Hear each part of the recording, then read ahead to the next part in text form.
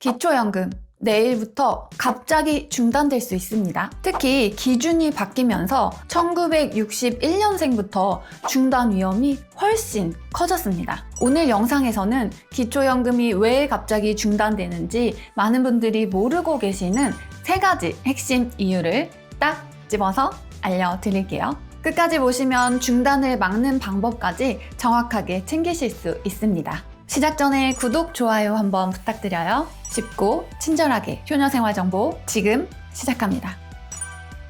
기초연금이 중단되는 핵심 이유 3가지 바로 알려드릴게요. 첫 번째 이유는 바로 정기적으로 들어오는 입금입니다. 이게 왜 문제냐면 매달 같은 날짜, 같은 금액이면 소득으로 잡히기 때문인데요. 이 부분을 모르시는 분들이 정말 많아요.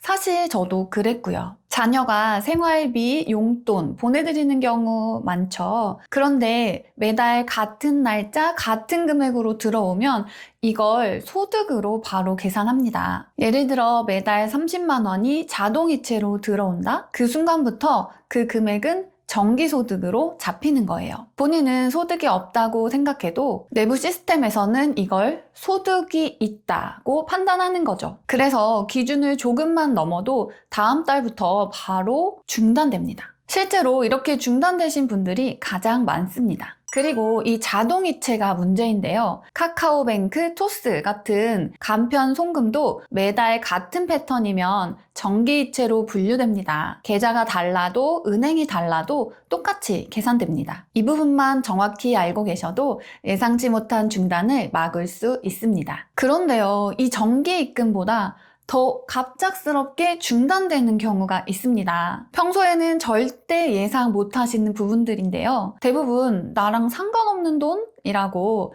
생각하셨던 금액들 때문이에요. 두 번째 이유는 바로 큰 금액이 한 번에 들어오는 경우입니다. 300만 원 정도 들어와도 바로 문제가 됩니다. 이 돈이 축의금, 경조사비, 보험금, 퇴직금처럼 일시적인 돈이어도 재산이 늘었다고 판단하는 거죠. 예를 들어 350만 원이 갑자기 들어왔다? 그 순간 잔액이 증가한 걸로 계산돼서 소득으로 자동 환산됩니다. 특히 이게 무서운 이유는 심사가 매달이 아니고 분기별로 이루어지기 때문인데요. 그래서 다음 달 혹은 다다음 달에 갑자기 중단 통보가 오는 겁니다. 본인은 그때 들어온 돈 다 썼는데요 라고 말씀하시지만 이미 그걸 재산 증가, 소득 환산으로 계산해 버렸기 때문에 중단이 되는 구조입니다. 일시적으로 들어온 큰 금액은 꼭 증빙을 챙겨두셔야 나중에 소명할 수 있습니다. 그리고 3번째 이유는 정말 대부분의 분들이 모르고 계신 내용인데요. 내 통장에 변화가 없는데 왜 중단됐지? 라는 질문이 여기에서 가장 많이 나옵니다. 바로 예금 잔액 증가입니다. 잔액이 늘어나면 그 늘어난 만큼을 소득으로 환산합니다. 기준은 아주 명확합니다. 2천만 원 초과분에 대해 4%를 소득으로 계산합니다. 그래서 잔액이 조금만 늘어도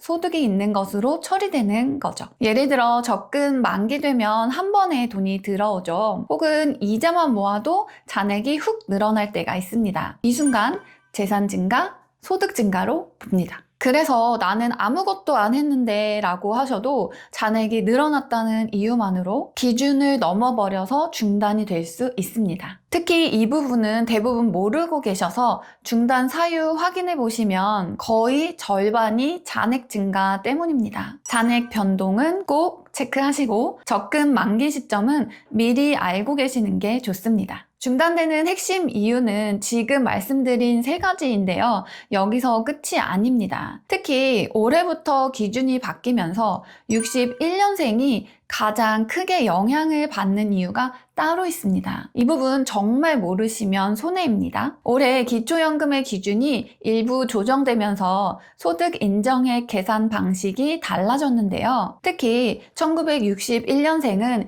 이 변경된 기준이 처음부터 적용되는 구간입니다. 이 말이 무슨 뜻이냐면 같은 금액을 받더라도 61년생부터는 더 엄격하게 계산된다는 겁니다. 예를 들어 생활비, 자녀 용돈, 이자 같은 금액도 기준을 조금만 넘으면 바로 중단으로 이어질 수 있습니다. 또 한 가지 중요한 점은 61년생은 은퇴 초기 단계에 있어서 예금, 적금 변동이 많고 이렇게 잔액이 요동치는 시기이기 때문에 중단 위험이 더 커집니다. 1961년생이라는 숫자 자체가 중단 위험을 판단하는 하나의 기준처럼 작용하고 있습니다. 이 부분 꼭 기억해 두셔야 합니다. 그리고 한 가지 더 알아두셔야 할 부분이 있는데요. 중단되면 끝이라고 생각하시는 분들 많으시죠? 절대 그렇지 않습니다. 중단돼도 충분히 복구가 가능합니다. 가장 먼저 할 일은 중단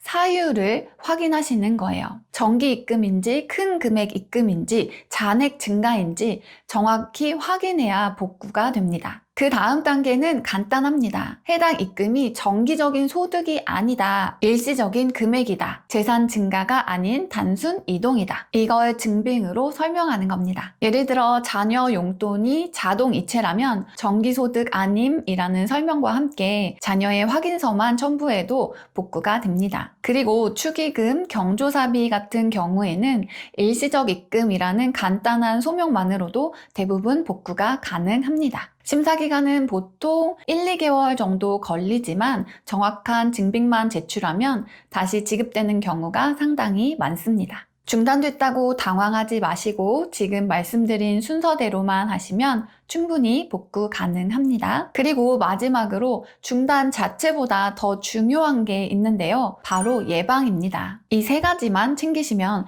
갑작스러운 중단은 대부분 막을 수 있습니다. 이건 정말 간단하지만 효과가 확실합니다. 첫째, 정기이체는 절대 피해야 합니다. 매달 같은 날짜 같은 금액으로 들어오면 무조건 정기소득으로 잡힙니다. 자동이체를 끊고 보낼 때마다 단발성 송금으로 보내는 게 안전합니다. 둘째, 큰 금액 들어올 때는 꼭 증빙 확보하기. 300만 원에서 400만 원 정도 큰 돈이 들어오는 경우 축의금인지 경조사비인지 보험금인지 출처만 명확히 설명되면 문제 없습니다. 메모 하나라도 남겨두면 나중에 소명할 때 훨씬 빠릅니다. 청첩장 같은 거 챙겨두시면 편하겠죠? 셋째, 예금 잔액은 분산 관리하기. 적금 만기 같은 큰 변동이 있으면 잔액이 확 늘어서 소득으로 환산되니 가능하면 계좌를 나눠서 관리하고 만기 시점은 미리 체크해 두시는 것이 가장 안전합니다. 이 세 가지만 지키셔도 갑작스러운 중단은 충분히 막을 수 있습니다. 여기까지 들으셨다면 이제 거의 다 정리된 거예요.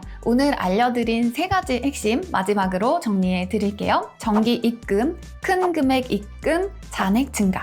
이 세 가지만 바로 챙겨두세요. 도움 되셨다면 구독, 좋아요 부탁드리고요. 댓글로 궁금한 점 남겨주시면 자세하게 알려드리겠습니다. 그리고 오늘 내용은 온 가족이 함께 아셔야 하니 주위 분들에게도 꼭 공유해주세요. 오늘은 꼭 챙기셔야 할 기초연금 알려드렸고요. 올겨울 난방비 폭탄 한 번에 해결해드릴 난방비 줄이는 꿀팁 영상까지 준비해 놓았으니 지금 바로 이어서 확인해보세요. 우리 아버님, 어머님 오늘도 건강하고 행복하세요. 감사합니다.